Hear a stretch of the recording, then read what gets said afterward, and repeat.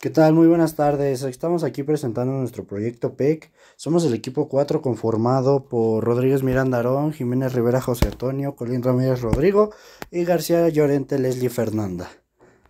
A continuación vamos a escuchar una entrevista que le hicimos a un servidor de la secundaria 5, el cual nos va a dar su punto de vista sobre todo este tema, que son las captación de aguas pluviales, la importancia de de dicho recurso y demás tema. Muy buenas tardes, ¿me podría decir con quién tengo el gusto? Claro que sí, soy el maestro Alfonso Valdemar Cuevas Rojas, a sus órdenes. Claro, ¿me podría decir su puesto? Yo soy el subdirector académico de la secundaria oficial número 5. Ok, mire, el motivo de esta entrevista pues es para la captación del agua, su importancia y demás. Entonces, no sé si me permitirá hacerle unas preguntas. Sí, claro, con gusto, adelante. La primera sería, ¿cuál considera usted que es el papel del agua en la vida humana y el equilibrio ambiental? Pues el agua, al ser un recurso también natural, es la base de prácticamente todos los procedimientos de la vida, no solamente humana. Entonces es un elemento esencial, es un elemento fundamental y, y el agua condiciona gran parte de estos procesos, la existencia o no. A lo largo de la historia ha demostrado que condiciona muchos de los procesos humanos. Claro, muchas gracias. ¿Por qué estima que es fundamental el cuidado del agua en el contexto actual? A lo largo de la historia hemos observado cómo han desaparecido incluso civilizaciones enteras, cómo se han extinguido especies totalmente, y muchas veces es a causa de esto. Digo, son muchos factores, pero uno de ellos muchas veces es la escasez o la falta de agua. En el contexto actual, con la vida urbana cada vez más generalizada y más extendida, eso es un problema, no por el asentamiento humano, sino por la cantidad de recursos que en un punto muy focalizado y en un área muy reducida se requiere. Como son las ciudades, como son las metrópolis y como son las megalópolis. Son concentraciones urbanas que han precisamente puesto en un punto muy crítico el uso y la existencia del agua para uso humano, para fines de uso humano. Entonces, nuestra ciudad no es la excepción. Aquí hemos tenido un déficit de agua, sobre todo potable, enorme.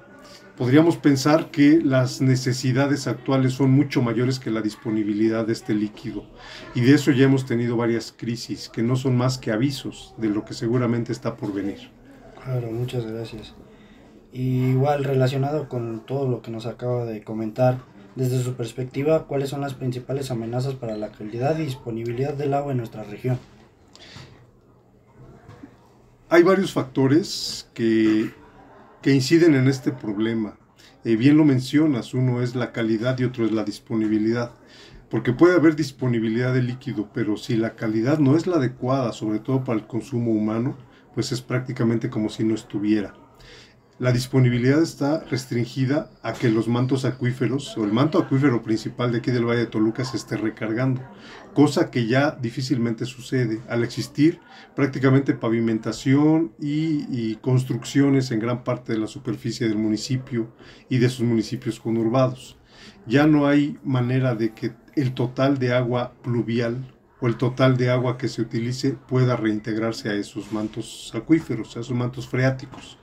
Entonces eso de por sí ya es un problema, porque el agua que se extrae y que se utiliza para usos humanos, de actividades humanas, pues no regresa al acuífero, simplemente se desecha en un drenaje y el drenaje pasa. Eso ya es un problema porque aritméticamente nos dice que al extraer más agua de la que se vuelve a integrar, es una curva descendente y tarde que temprano la disponibilidad va a estar, si no en cero, muy cercana a cero. Ese es un problema. Y el otro tiene que ver con la calidad del agua, como bien lo mencionas. Si nosotros la utilizamos para usos humanos, pero no hay algún mecanismo de limpieza, de recuperación, de reciclaje, de reuso, pues prácticamente es como si no la tuviéramos. Y encontramos entonces que esas líneas de drenaje, esos grandes canales, esos grandes desagües, pues van contaminados y es agua que no se puede recuperar de alguna manera. Entonces, volviendo a la ecuación del agua, esas dos variables, que es la cantidad disponible y la calidad del agua disponible, pues nos dice que tenemos poca y cada año va a ser mucha menor. Claro. Y con esto de que pues claramente cada vez es menos agua y demás, ¿qué prácticas usted implementa en su vida cotidiana para contribuir a la conservación del agua?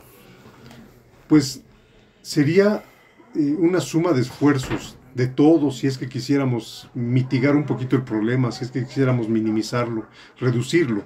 Tendría que ser una suma de esfuerzos de todos. Te voy a hablar un poquito de la parte individual y de la parte de mis círculos cercanos. Lo que tenemos que hacer básicamente es en el día a día, obviamente tratar de utilizar la menor cantidad de agua posible.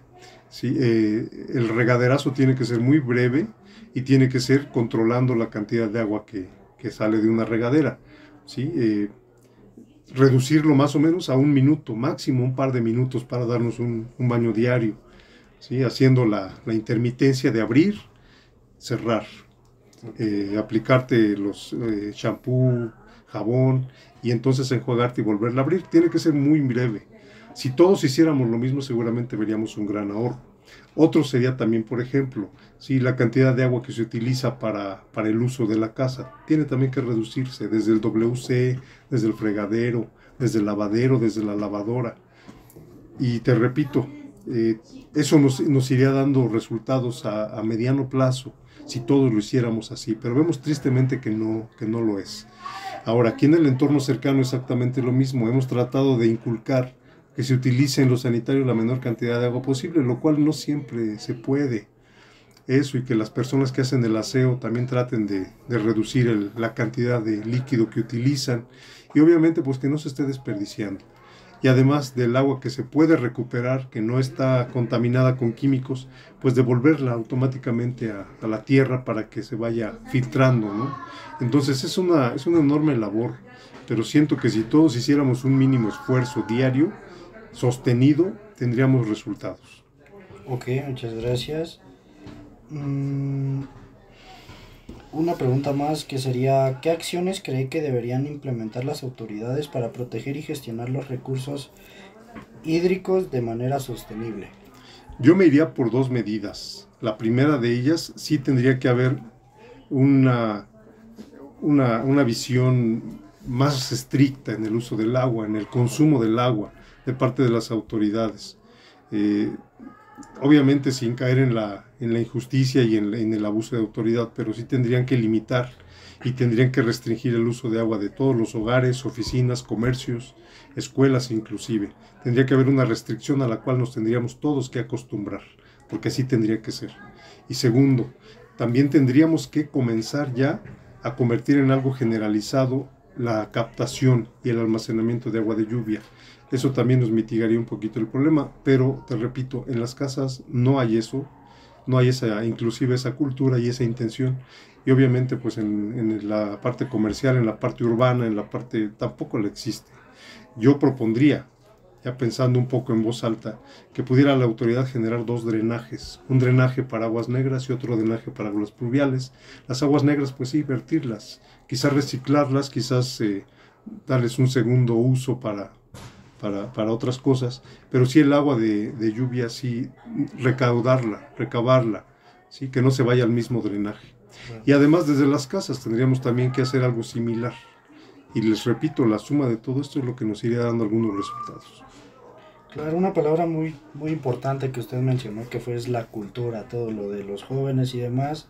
A lo que me lleva esta pregunta, que es, ¿qué papel considera que pueden desempeñar los jóvenes en la conservación y el uso responsable del agua? Ese es un reto para ustedes como generación de adolescentes, de estudiantes, y en el futuro van a ser ciudadanos, van a ser profesionistas, van a ser jefes de familia, van a ser jefes de manzana, van a ser delegados, van a ser gobernantes. Ese es un reto que tienen todos ustedes, y es precisamente el cambiarse el chip y entender que si no lo estamos haciendo bien ahorita los adultos, ustedes tienen que hacerlo diferente.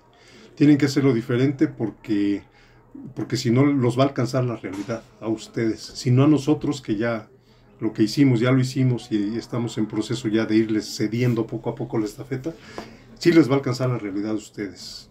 Les felicito por ese tipo de iniciativas, de estar investigando este tipo de problemas y de temas que son de muchísima relevancia actualmente. Y en el futuro no se diga, van a ser temas que a ustedes les va a tocar, si no resolver, por lo menos sí darle un giro. Claro.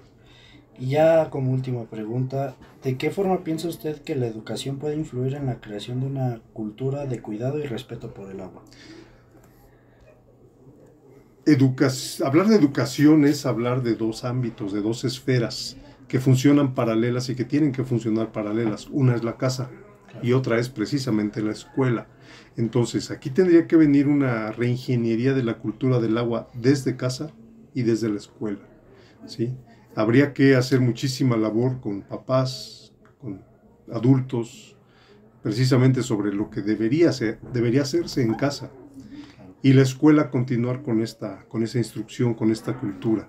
Solamente así, porque por arte de magia o pensando que la nueva generación ya trae un chip, es muy complicado.